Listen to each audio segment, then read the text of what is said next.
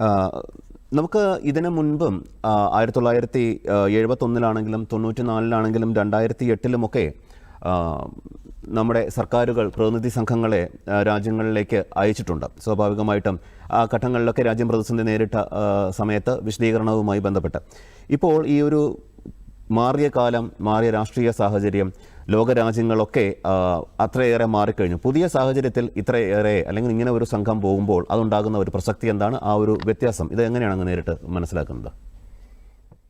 Operation സിന്ദൂറിന്റെ ഒരു തുടർച്ച തന്നെയാണ്. നമ്മൾ നേരത്തെ സംസാരിച്ച പോലെ ഓപ്പറേഷൻ സിന്ദൂർ വെടിനിർത്തലിലൂടെ അവസാനിച്ചിട്ടില്ലെന്നും ഈ ഓപ്പറേഷൻ സിന്ദൂർ വരും വർഷങ്ങളിൽ തുടരുമെന്നും ഉള്ള ഒരു സൂചന തന്നെയാണ് ഈ വലിയ ഒരു ഡിപ്ലോമാറ്റിക് റോഡ് ഷോ എന്ന് പറയാം. ഒരു 32 രാജ്യങ്ങളിലായി 7 സംഘങ്ങളായി ഈ വലിയൊരു ഒരു ഒരു ഒരു മിഷനറി പോലെ എല്ലാ രാജ്യത്തും നടന്ന് നമ്മളുടെ നിലപാട് വിശദീകരിക്കുന്ന ഒരു ഡിപ്ലോമാറ്റിക് റോഡ് ഷോ ആണ് ഇപ്പൊ നമ്മൾ കാണാൻ പോകുന്നത്.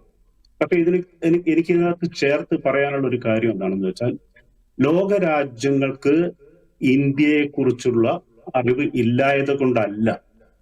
എന്ന് വെച്ചാൽ ഈ കാര്യങ്ങളെല്ലാം, ഇന്ത്യയുടെ നിലപാട് ലോകരാജ്യങ്ങൾക്കെല്ലാം അറിയാം.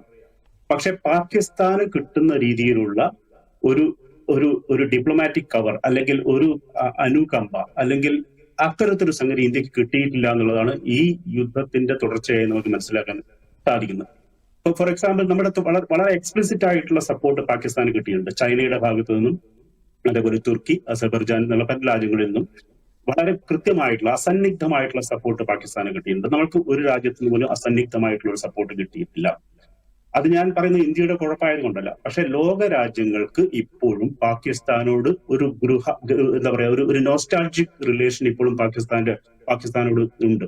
കാരണം അതിനൊരു കാരണം വെച്ചാൽ 10-40 കൊല്ലമായിട്ട് ലോകത്തിലെ പല രാജ്യങ്ങൾക്കും വേണ്ടി പാകിസ്ഥാൻ തന്നെ ചെയ്ത പല വൃത്തികേടുകളും, ഞാൻ വൃത്തികേട് എന്നുള്ളത് ആവർത്തിച്ച് പറയുന്നതാണ്. കാരണം എന്താ വെച്ചാൽ അത് പാകിസ്ഥാന്റെ മന്ത്രി തന്നെ പറഞ്ഞ വാക്കാണ്. അതായത് അമേരിക്കയ്ക്കും ബ്രിട്ടനും ഒക്കെ വേണ്ടിയിട്ട് നമ്മൾ ഒരുപാട് വൃത്തികേടുകൾ ചെയ്തിട്ടുണ്ട്.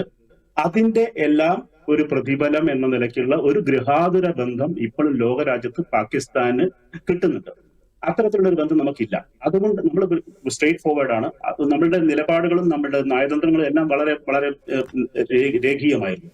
ഇപ്പൊ എനിക്ക് തോന്നുന്നു, നേരത്തെ ഡോക്ടർ അനിൽ പറഞ്ഞതുപോലെ ഒരു പബ്ലിക് ഡിപ്ലോമസിയുടെ വലിയൊരു സ്പേസ് നമ്മളുടെ മുമ്പിൽ നിലനിൽക്കുന്നുണ്ട്. ലോകരാജ്യങ്ങളെല്ലാം വലിയ രീതിയിൽ ഇതിൽ ഇൻവെസ്റ്റ് ചെയ്യുന്നുണ്ട്.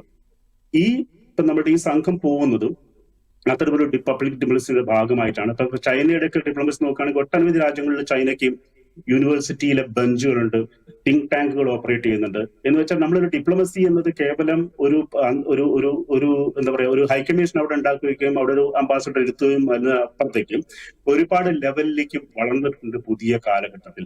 അപ്പൊ അത്തരത്തിലുള്ള ഒരു കോണ്ടെക്സ്റ്റിൽ നോക്കുകയാണെങ്കിൽ ഇത് വലിയൊരു സംഗതി തന്നെയാണ്.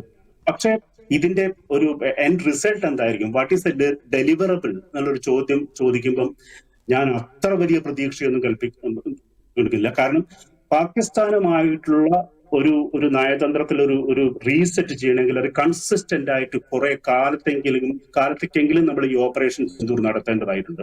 ഓപ്പറേഷൻ സിന്ദൂർ എന്നതുകൊണ്ട് ഉദ്ദേശിച്ചത് ഞാൻ ഈ വെള്ളം സസ്പെൻഡ് ചെയ്യുന്നതും ഇനി വരും കാലങ്ങളിൽ പാകിസ്ഥാനകത്ത് നമ്മൾ ചെയ്യേണ്ട ചില പ്രവൃത്തികളും പാകിസ്ഥാന്റെ ശത്രുക്കളെ നമ്മുടെ ചേർത്ത് നിർത്തിക്കൊണ്ട് നമ്മൾക്ക് പ്രതിരോധം സൃഷ്ടിക്കേണ്ട അവസ്ഥകളൊക്കെ നമ്മുടെ മുമ്പിൽ വരാൻ പോകുന്നതേ ഉള്ളൂ.